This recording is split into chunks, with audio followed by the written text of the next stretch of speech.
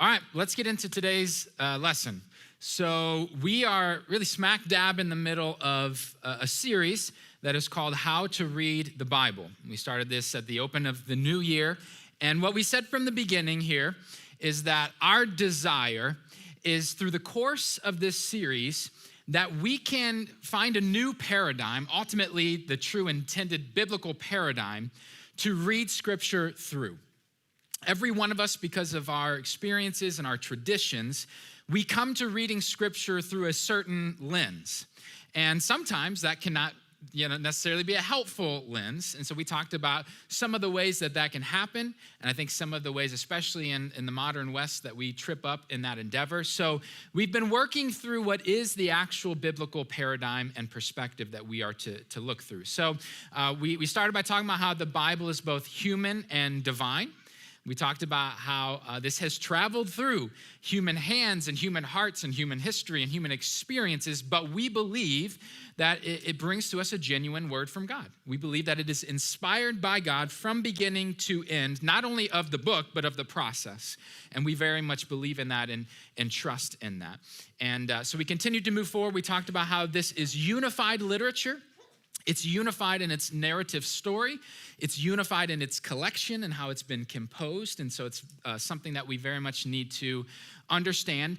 And then last week we talked about how it's messianic literature. Ultimately, what the Bible is about is Messiah. In other words, God is ultimately going to bring about healing and restoration in his will in and through somebody.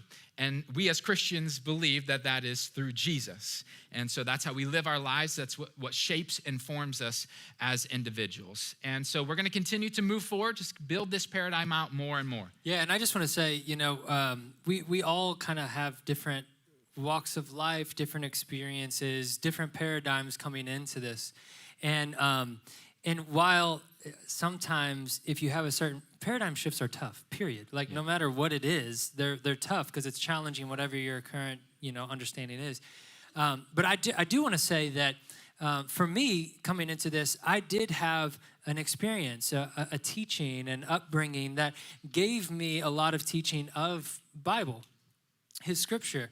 And so while this is a paradigm shift, and it has caused me to have to unwind some things and work through some things and kind of stumble through some things.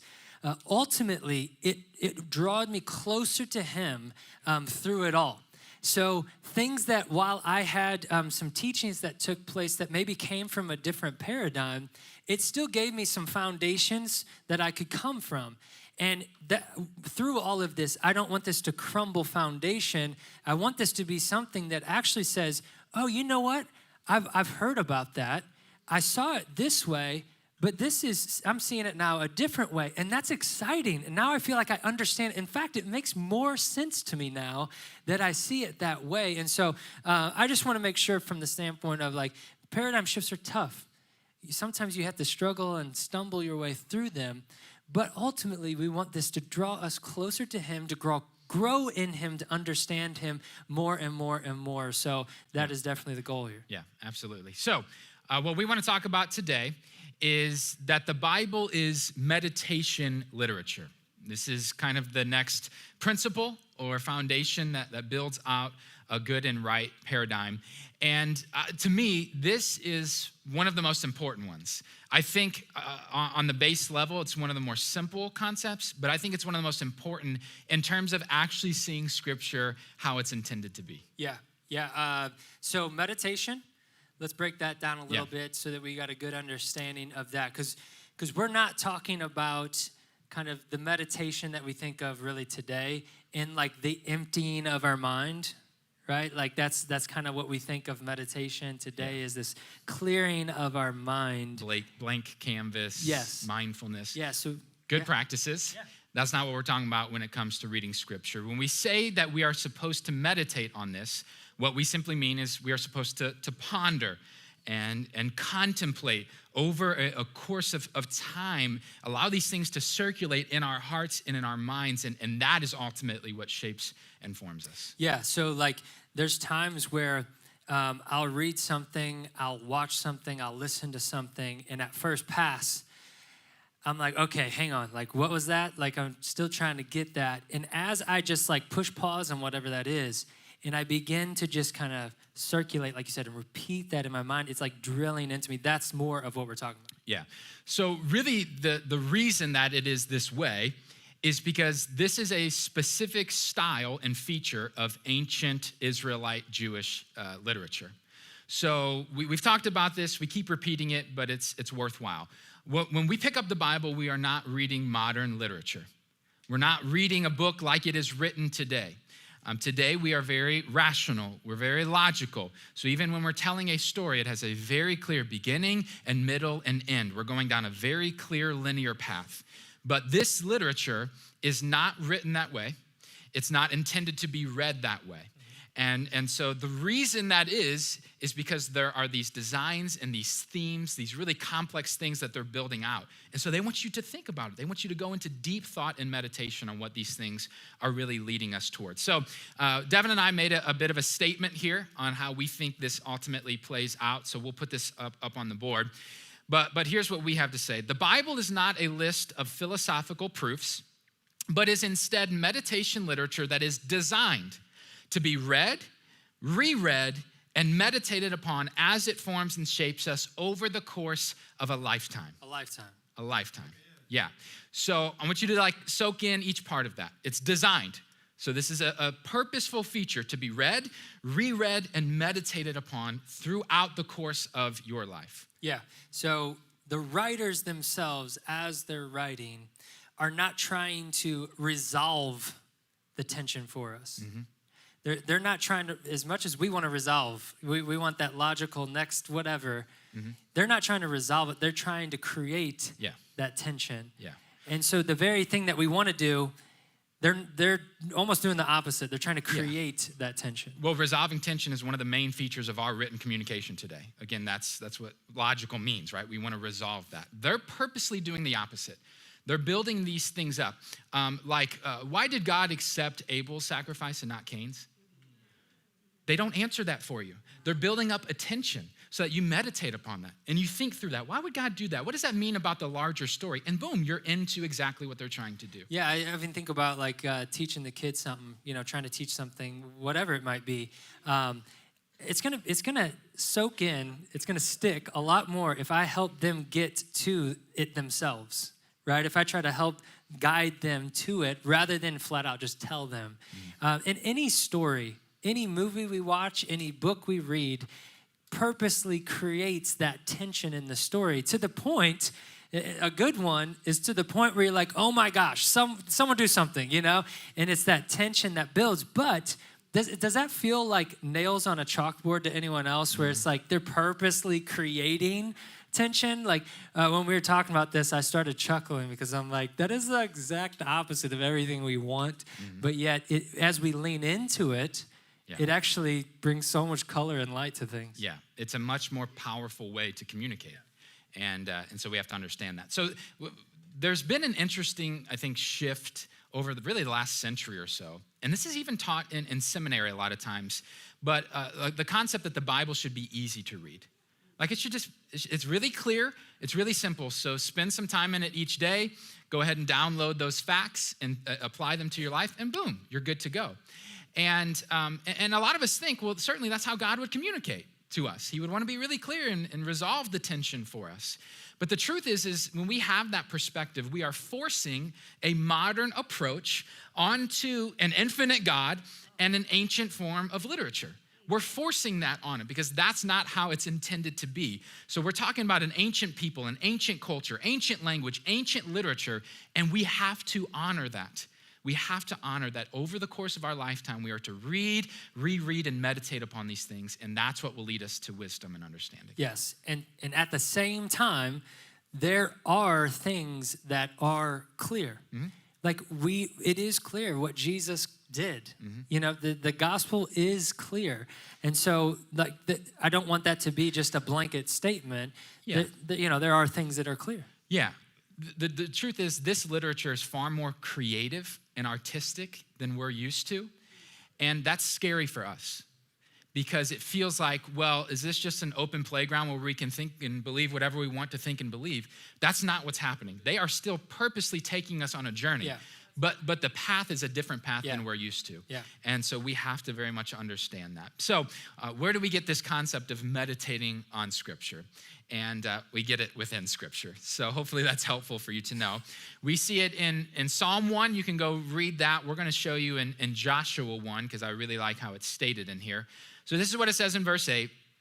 Keep this book of the law always on your lips. Meditate on it day and night, so that you may be careful to do everything written in it. Then you will be prosperous and successful. Okay? So we see this idea throughout Scripture, and what they're saying is a good and proper way to read Scripture is to meditate on it day and night. Now, the English word meditate here comes from the Hebrew word hagah. And hagah does give us this clear understanding of to meditate, to imagine, to ponder. We get that. Interesting, though, it gives us a different sense of the word, too, because it also means to murmur or mumble. Like there's this audible sense of this word. So actually in the Bible, this is in Isaiah, it talks about it as the lion prowls over its prey. So like if you can imagine a lion and like as it's standing over its prey, like that deep growl that you're hearing, it's the word hagah. So what's happening here is we have to understand in biblical times, they did not have the Bible like we have it today. They didn't have the codex, all of these scrolls between two covers. That's not what they had at all. In fact, even the synagogues maybe had one or two of the scrolls.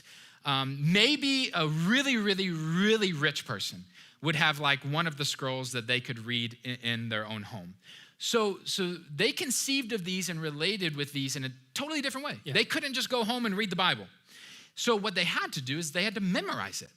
That's the way that they studied Scripture. We often talk about how like by 12 years old, they had the Torah memorized. We're like, wow, that's amazing. Well, they had to do that in order to know the Scripture because they didn't have it at their disposal. And so oftentimes what they would do as they're memorizing is they're walking around from place to place. They're literally like mumbling the Scriptures underneath their breath. Be strong and courageous, for God is with you wherever. They're just like reciting it over and over and over again. And so this is how they would meditate on Scripture. I mean, just repeating something like that, murmuring and drilling that in, just you simply saying that right there, like be strong and courageous. Like if you're just repeating that like over and over as you go through your day, like how different of a day would you have just in that? I don't know why I thought of this, but I was thinking of, there's videos or movies of someone gets in trouble and at detention, they got to write the same thing over and over, just like on the chalkboard over and over and over and over. And just like drilling in, I will not hit so-and-so or whatever it was. Like, it's just repeating that over and over and over. We had lunch this week, and we were with Mom and Dad, and Dad was like, yeah, Mom will get to these points during the day where she'll just say, okay, stop, and then she'll start, like, talking to herself of what that next step is that she's supposed to do at work, and she'll just start repeating that because it's getting you focused on what you need to be focused on. All the noise and distraction and chaos that's happening, when you murmur and repeat that, it's drilling that into your psyche in that moment. Yeah. So let's talk a little bit about why it's set up this way. Like, why would we need to meditate on this or ponder these things? And so let's go back to the idea. This isn't modern literature. It's not written in that way. It's written in a very artistic way. And so one of the key themes that we see, we're going to get a little bit nerdy here for a little bit, okay? So please try to follow along with us. But one of the things we see very clearly throughout Scripture is these design patterns. Yeah. So we have rhythms and we have repetition and we have designs that are happening that oftentimes we'll read right over through our modern lens. But really important things are happening within that. So one of the really common ways that we see this is called chiasms. And this is an ancient form of poetry. So I think we're all somewhat familiar with poetry. Poetry has these rhythms to it, right? So like today we'll have a 1, 2, 1, 2. 1, 2, right? And there are rhymes and there are repetitions that are leading you down that rhythm. Sometimes poems are 1, 2, 3, 3, 2, 1, 1, 2, 3, 3, 2, 1. And they're designing it that way to bring about some sort of concept, right, that you are to dig into and understand. Dr. Seuss right now. Sure, yeah. So chiasms work the same exact way. And Scripture is full of chiasms. I mean, from start to finish, it's amazing as you study this. They do it on a macro level, and they do it on a micro level. So for example, when we look at the Torah, first 5 books of the Bible, if we were to take it at each end, the beginning and the end, if we go to the middle is the book of Leviticus. If we go to the very middle of the book of Leviticus, the middle section of Torah is all about atonement. So it's designed this way, so that as you're reading Torah forwards and backwards, you see that at the heart of Torah is all about atonement. And then you're supposed to meditate upon that. Why is that so important? What does that mean for me and for my community? And then, of course, as Christians, what does that mean in light of Jesus? Yes. And we're making these connections, right? So it's a really clear design of how they're setting it up. So then we kind of squeeze inwards, and we see this happening with some larger stories within the Bible. So one of the really clear ones is with Abraham. So if you're reading the story of Abraham, and these are the types of things you need to be looking for and paying attention to. You begin the story of Abraham, and early on, his name is Abram at this point, but there's a story where he lies to a foreign ruler about who his wife is. He says, it's my sister. We see this story and some interesting consequences. Well, you keep reading the story of Abraham, and towards the end of the Abraham story, almost the same exact thing happens. And you're like, wait, did I go backwards? Come on, man. Yeah. I'm reading the same exact story. What's going on? Well, they're designing it this way. It's a chiasm. So you have a beginning and you have an end. And so what they want you to do is they want you to squeeze to the center of that to see the point of the story. So we'll put this on the screen for you how this works. And as it squeezes inward, you see the similarities throughout. So we'll see the beginning of the story all the way to the end of the story. And at each level, we see patterns. We see these rhythms that are happening within the story. And if you go to the very middle of the story, it's all about covenant. So what the writer is saying is this story about Abraham is all about my covenant faithfulness to him and his descendants. And then again, as Christians, we read that all the way in and through the life, death, resurrection of Jesus Christ, the covenant of God over our lives. So you see, they're designing it this way. We're supposed to be digging in and seeing what the story is all about. We move inward. We even see this in like single scriptures or maybe a few scriptures. So the book of Psalms, we know that this is full of poetry, so it's really clear to see these things. But we'll give you another example on a smaller scale. So if we can pull this one up. Psalm 22, you'll see that the beginning and the end talks about the earth, the cosmos. As you squeeze inward, it talks about the nations. So we're getting a little bit more tight. And then right there in the middle is what the whole thing is about. For the kingdom is the Lord's. In other words, what the writer is saying is we've got the earth and everything within it and all of creation. We've got the nations and these rulers who are trying to take power. The only thing that matters is the kingdom is the Lord's. So you see how that works? So there are these designs, these rhythms, these patterns all throughout Scripture that we are to pay attention to. They're trying to speak to us in a really creative way, and so we have to be given to that. So they do this for a variety of reasons. Sometimes they do it for memorization. Again, they had to memorize Scripture, so they would put these patterns in place so that they could memorize it very easily. Oftentimes, it was to see the central point. So everything's squeezing to the middle to see what it's ultimately about. But another reason they do this is because you're supposed to read it forwards and backwards, see the similarities, but then look at the differences. And really, in the differences of the story is where there's going to be some sort of philosophy or concept that we are supposed to be given to, okay? Yep. So let's take a breath for a second, all right? So here's the point. Here's the point. You would only see that, understand that, and be able to operate within that if you're meditating on the Scripture day and night. That's it. You have to read and reread and reread and meditate upon these things. And as you do that, suddenly these design patterns and these things come to light in a really beautiful way. Yeah, I mean, how many have read the Bible, read the same thing one time, you read it however long later, you're like, hold up, I don't even remember that. Like, what? And then you read it another time, you're like, hold on, I've read this thing how many times, and how did I miss that? It seems so obvious now. The repetition and the repeating of that, the meditating upon that is what's going to bring to light all of the nooks and crannies that are built within, which then, you take something like that, and it's like, whoa, that is awesome. Like it's all pointing to this. I didn't really quite understand like where it was going, but as I've sat on that, it comes to life and it's amazing. Yep. And I'm telling you, as you study this, you'll see it all over the place. The creation narrative, the Bible opens up with one big chiasm. Yeah. And the center point of that is the concept of Sabbath, of rest. So the writer is saying from the beginning, this is what the story is all about. I want you to trust in me. I want you to rest in me. So this is littered all throughout, and that's why we have to meditate upon it. Yeah, and that one's mirrored a little bit differently, right? Like day 1 ties to day 4, day 2 to day 5, a different rhythm. Yeah, so it's not mirrored, it's kind of repeated. Yeah. So another way that we see this, we've talked a lot about this, is common themes throughout Scripture. And there are some really obvious ones that we see. We talked about the main theme last week. But then we see these really interesting ones, like trees. Trees are a common theme throughout the Bible. We see it from the very beginning, the tree of life and the tree of the knowledge of good and bad. And then we carry that forward and we see a burning bush on top of a hill with Moses and some crazy things happening there. And then we move things forward and we learn that there are idols out of wood on top of mountains that were being worshiped by the people. We just keep carrying this theme forward, and then we get to the New Testament, and of course we see Jesus is crucified upon a tree. So what the writer is symbolizing is Jesus is the tree of life. Through him comes life. And so they're inviting us into this really creative way of communication. We talked last week about chaotic waters. So in ancient times, they viewed big bodies of water as just chaos, right? Which it really is in reality.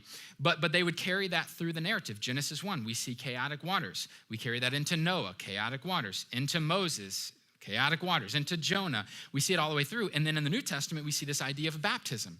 You go through the waters and are saved on the other side. Yeah. So again, a design that's happening from beginning to end. We see it with exile. Adam and Eve are exiled from the garden. We keep moving that forward. The end of Hebrew scriptures is that the people are exiled from their homeland. So we continue to see these themes. So again, meditate upon that. We ponder that. What does that mean? What is that leading us towards? And there is where wisdom finds us. Yeah, and when we go back to the Hebrew scriptures, we look at, the law. Yeah. Right? Like we look at the law, and many times, we read that as law in the way that's like the letter of the law. But even that is meant to be meditated upon. And so we take do not murder, right? Do not murder. Well, really clear, black and white. Yeah, got it.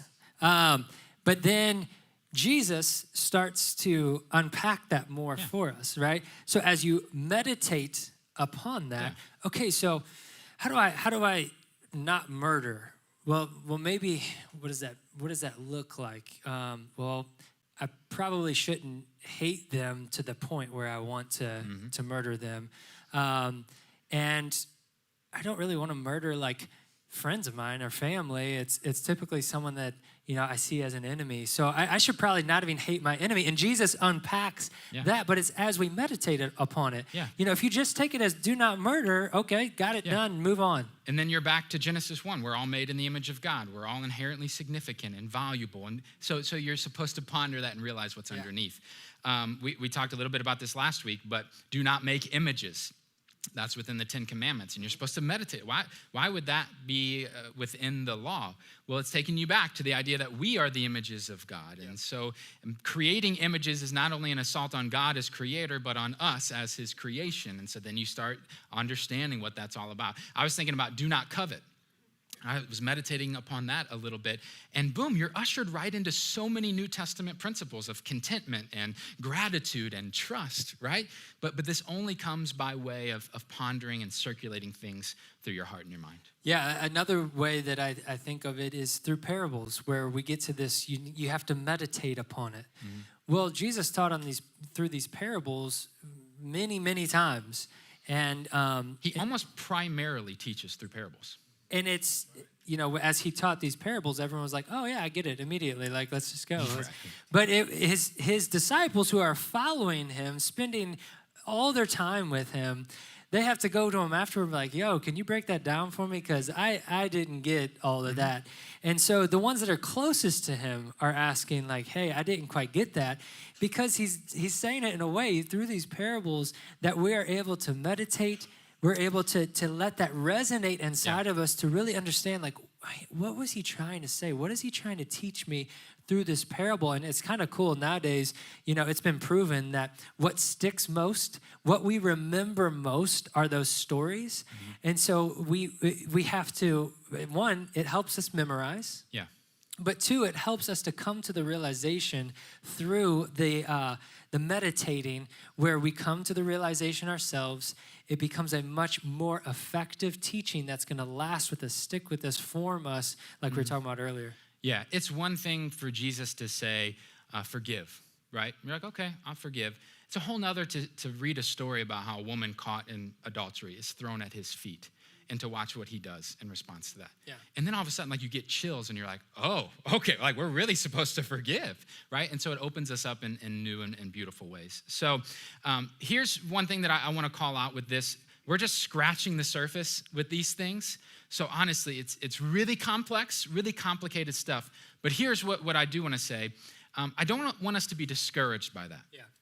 Because I think when we start tapping away at some of these things, we can be like, oh my gosh, I'm never going to know any of this. There's no way that this is going to make sense to me at any point, so I'm not even going to mess with it. But ultimately, this is an invitation into growth and into learning, and we have to see it through that lens.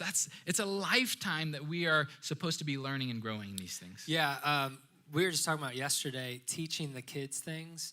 Like Roman's young guy, and